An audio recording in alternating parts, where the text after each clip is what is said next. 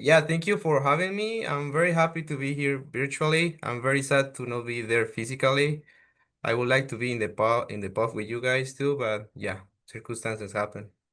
So yeah, I'm going to talk about freight transportation today and how are they might be affected by natural disasters. So let's go first with a little bit of motivation and talk about the problem. So freight transportation often faces significant entry and operating costs. And you might think that of multiple examples for this. For instance, Brancaccio have shown like these markets have faced high search costs and also regulatory entry barriers. But you might also think about inadequate infrastructure. And all of those specific features can affect how the market operate in freight transportation. So you might think, for instance, that these features can create a monopolistic or oligopolistic market structures because they have high marginal cost. There are two main branches that try to explain what are the consequences or the results of this type of context. One is one that you might have heard about in multiple times, and what is called like natural monopolies in bad context. So you might think like you have to have like very high investment in order to operate in those type of markets. So it's very likely that there is a monopoly in those markets. But also you might think about, okay, as they have very low competition because there are not too many people that is able to invest, they can also have like a price manipulation in those contexts.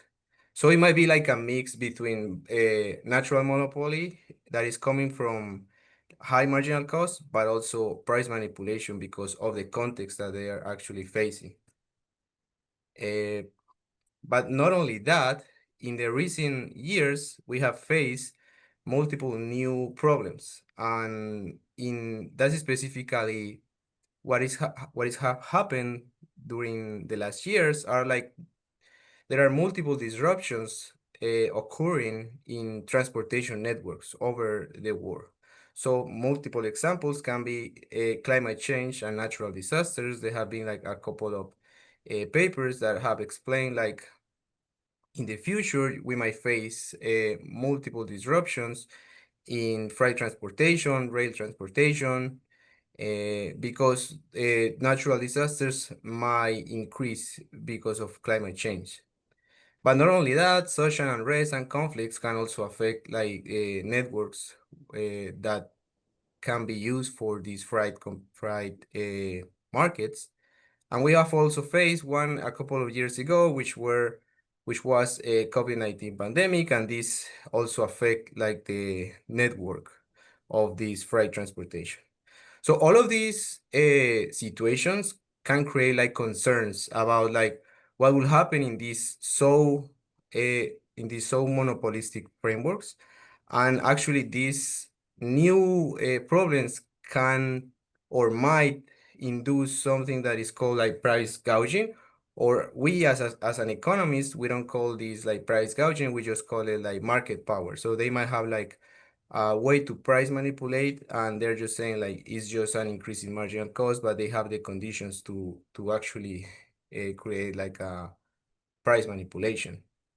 Um, so mainly there has been evidence like in high marginal cost context, there is low competition, as I showed you before. And if we promote some improvements of those marginal costs, we can actually increase the competition. But there are several questions that we have not been answered. And one is the one that I showed you before, and it's like, how do these increases in marginal costs coming from these disruptions impact the freight transportation market? And there are two following questions about that, and it's like, is there actually evidence that only like bigger trucks with economy of scale can afford these high marginal costs? And is there evidence that after you have like an increase in marginal costs, they actually are doing like price gouging? Are they doing price manipulation? So as a summary of the results, I can tell you like as first hand, as a first order result, there is an increase in prices, like 8% by week. The disruption also affect the competition. I found that trucks are decreasing by 24%, and the companies operating in this context are decreasing by 21%. There is also evidence like bigger truckers are actually better for this high marginal context, where I found like usually small truckers are leaving are leaving the market when there are natural disasters, and also the average ton loaded per truck increase during this situation. And is there evidence of price manipulation? I didn't find anything about price manipulation.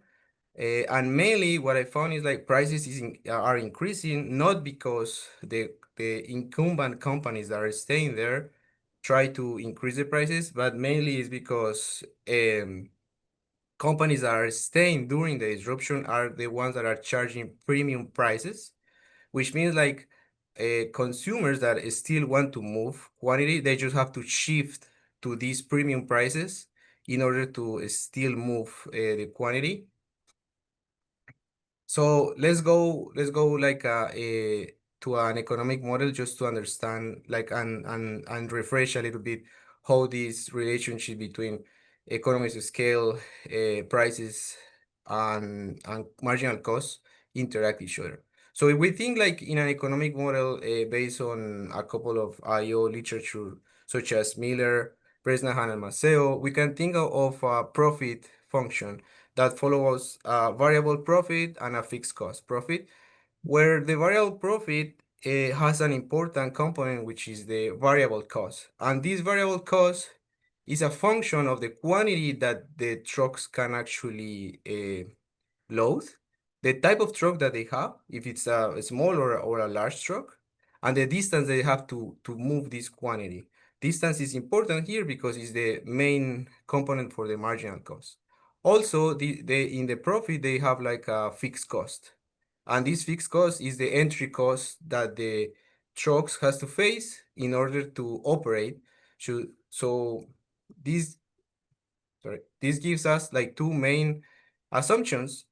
First, like variable cost ordering, which means like a small variable cost of small truckers are less in than the large truckers if if the demand is very low, which means like they can actually load the quantity cheaper than the large truckers because they have not reached the capacity. But in the context where the small truckers have reached the capacity, it's cheaper to move the quantity in larger truckers. Also, we can think about like entry cost is actually cheaper for small truckers because they have to invest less and the maintenance is also less. So let's see how does it look in a graphical representation so you can understand what will be like the main propositions of this model, of this very simple toy model. So in the upper part, you can see two graphs. The left graph actually is showing you like the relationship between distance, which is one part of the marginal cost, and the average cost and the prices. So as I told you before, there might be four types of context. I'm sorry, two types of context. One is like if the demand is very low, and the other one is the demand is high. So in context where the demand is low, the average cost for smaller truckers is lower than the ones of higher truckers. And the main reason is because, as I told you before, variable cost is cheaper for those contexts, and also the fixed cost is cheaper, is lower.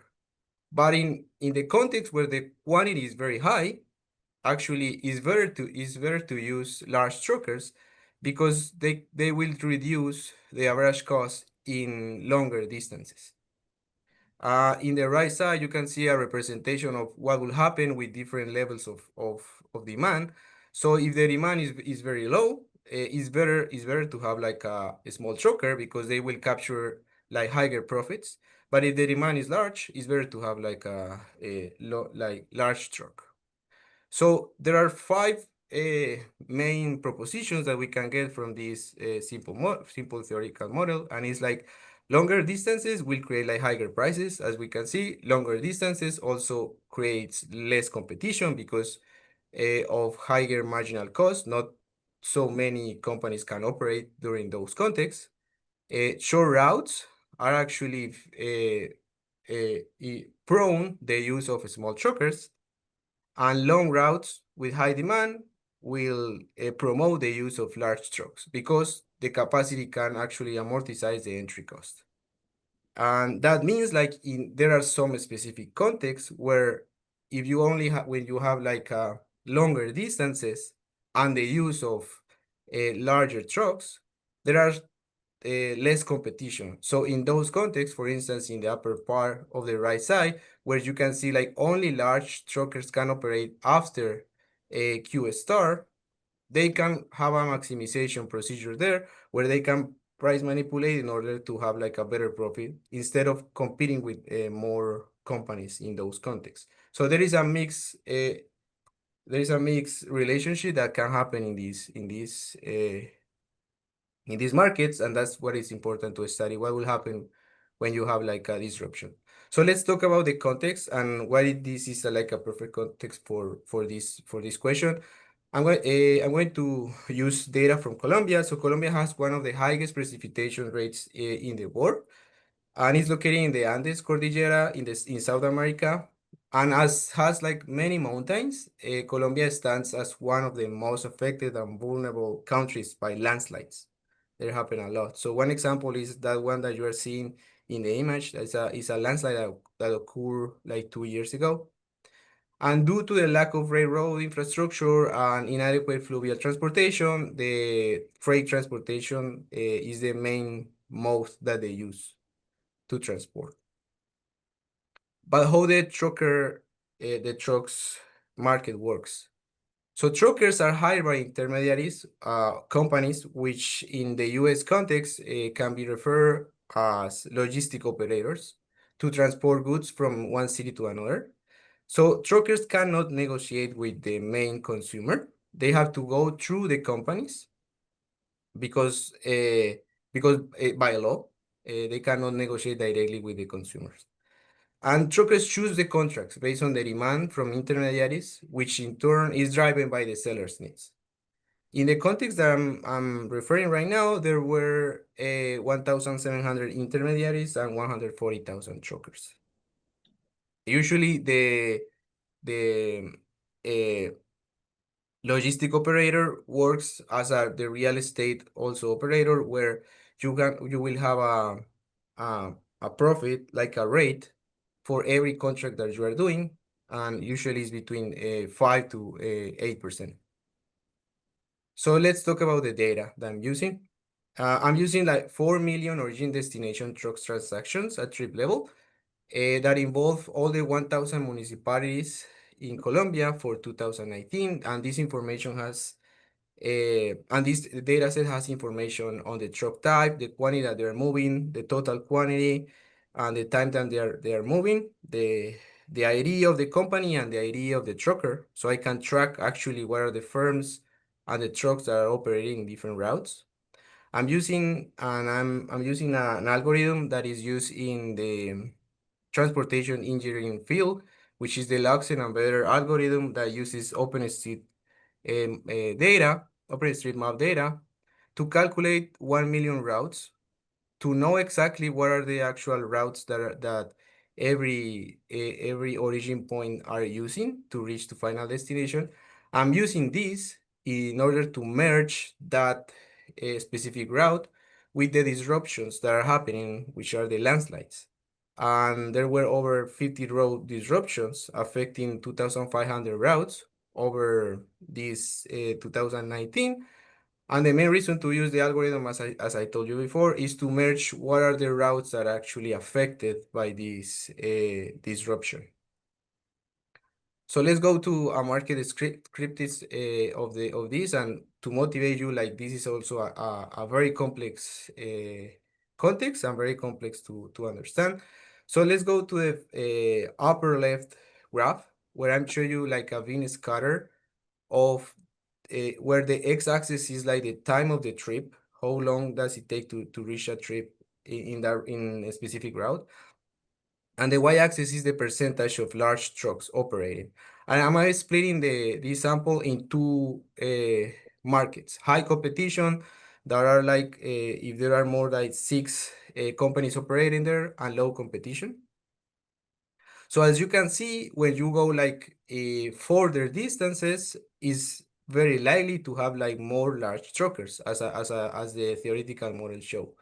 But one interesting thing is like in all of the distribution, when there is low competition, there is also higher percentage of larger truckers, which means like it's very complex to say like, okay, what will be the case that only large truckers are operating in low competition frameworks, even in not so long routes, because it's happening in all the distribution. But in the right side, you can also see like in context where there is low competition, usually the prices are lower when there is high competition. So these again, like the natural monopoly hypothesis come here too, and it's like, okay, they are operating in contexts that are not so good enough, so they have to have like a very large operation in order to operate with larger truckers. But the relationship is very complex because the number of truckers and the type of truck that they are using is endogenous, right? So in the left side, you can see like, okay, only low competition frames are actually operating larger truckers, which can actually help them to manipulate a little bit the price. But in the right side, it's saying like, it might be the case that this is a natural monopoly. So it might be a mix of both of them. And that's why it's important to study this. So about this Colombian context, there is a widespread dissatisfaction with this ground franc market, and there has been like blockades uh, for the truckers. They don't like too much how it's working, but also they have like multiple disruptions. Government usually says that is because the truckers are manipulating the prices when there are disruptions, but truckers are just saying like this is not the case. It's just like marginal cost increased. So this is an important question in this context too, and in multiple contexts when we want to see like price gouging is actually happening. So how I'm studying this, I'm using a event study approach or a staggered diff and diff, where YIRT is the outcome of interest, and I'm using the disruption as the external shock, where the disruption specify if at the moment tau that specific route that where the market is operating actually was affected or not. And I'm using 15 lags and leads, and I'm including a couple of fixed effects that are common in this literature. One is like the two-way fixed effects by route and time, but a combination of fixed effect by route, time, and months, and day of the week and route. So let's see how does this look like. So in terms of price and quantity, you can see like prices actually increases at the moment of the disruption, and that's coming from usually the following 3 days.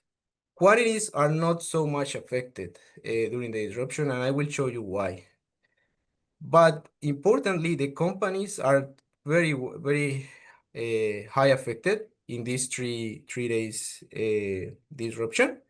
And usually during that time also the average ton loaded in this context increased too.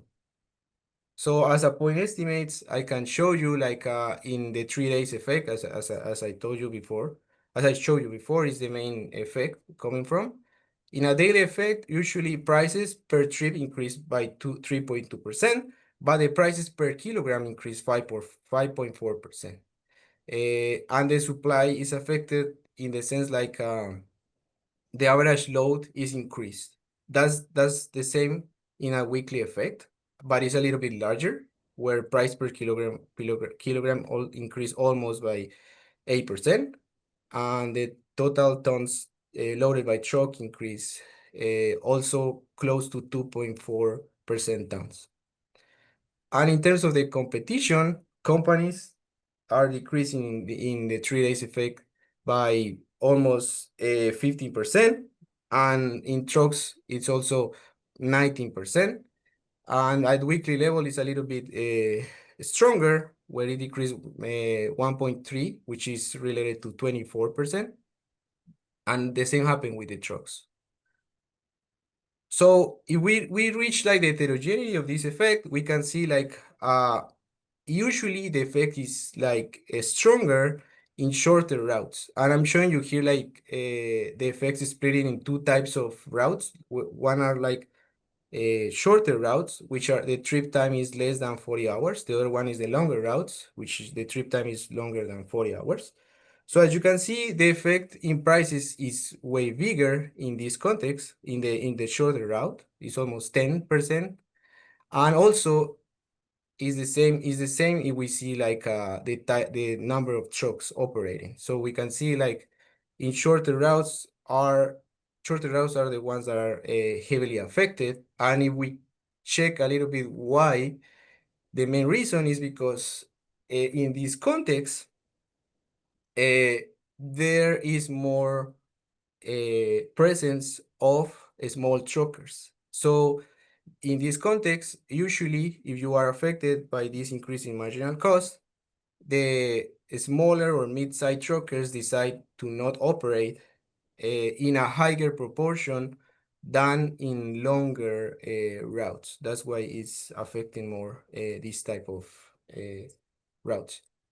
And finally, we can do an analysis checking like what are the features that allow the companies to stay during these conditions. And to doing so, I did like logistic regression approach when there were three main dimensions. One is like if the company, how many routes are they operating on in terms of the network that they have, but also in what is the percentile that they are operating in terms of the prices and quantity. So in the left side, you can see like if the company usually offer a premium prices, which means like if they are in the 90% percentile, usually they are more likely to stay in that market than the ones that are charging like cheaper prices. And this effect is diluted when they have like more company network.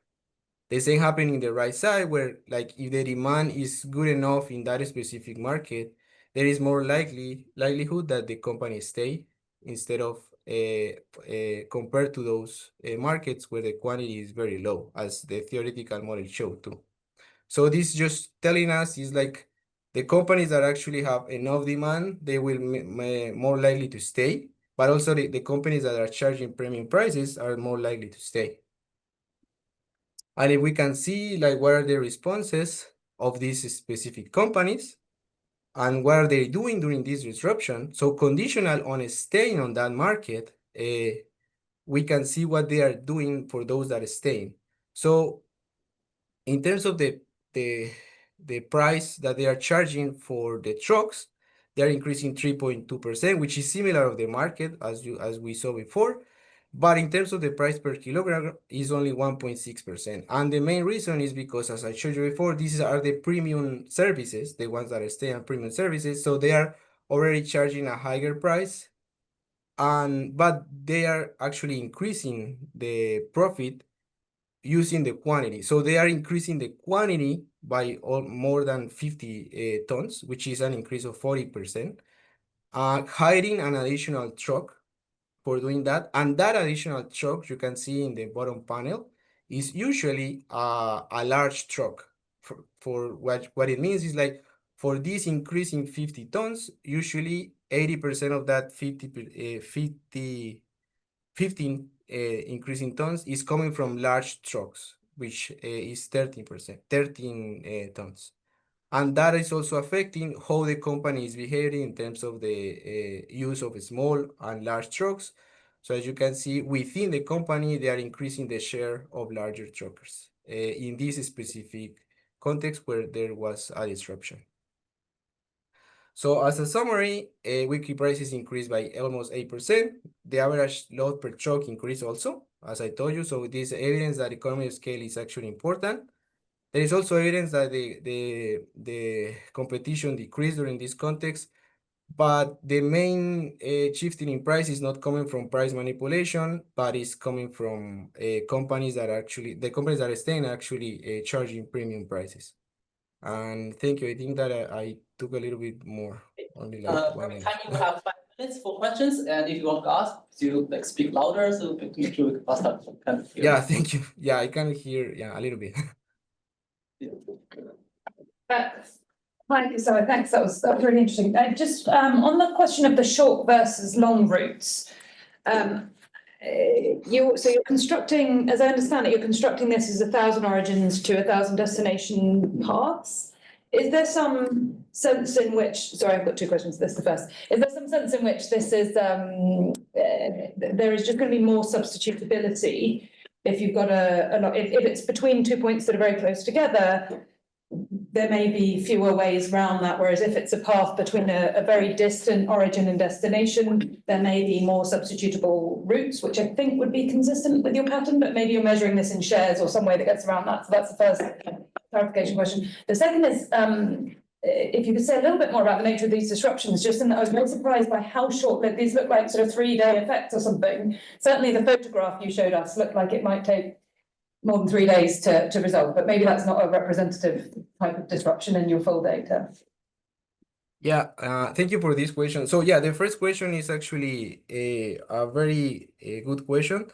And yeah, what we have seen in the data is like usually the short and longer routes are actually affecting in terms of the additional time that they are taking for reaching final destination as similar. So we didn't see like any difference between how longer they will take in alternative routes, which is surprising, but yeah, it's the case in this context, mainly because I think like the network allow them to have like these alternative routes, and it's not statistically significant. And the other part that you are asking is actually, yeah, and this is actually important in this context, as I told you, Colombia has like a lot of disruptions that happen like this. So the government has prepared very well to solve these problems in a short period of time. So they have like a specific agency, which is the Natural Disaster Agency, that try to solve these specific disruptions, and they have many agents in different parts of the country. So usually 98% of the disruptions are solved between 1 and 5 days. That's anecdotically what they have told me, and actually that's something that I show you in the data. One important clarification that I did not show is like there were like 2 or 3 important disruptions that were affecting the network by almost like 2 or 3 weeks, and those during those dates I didn't use those dates in my data set.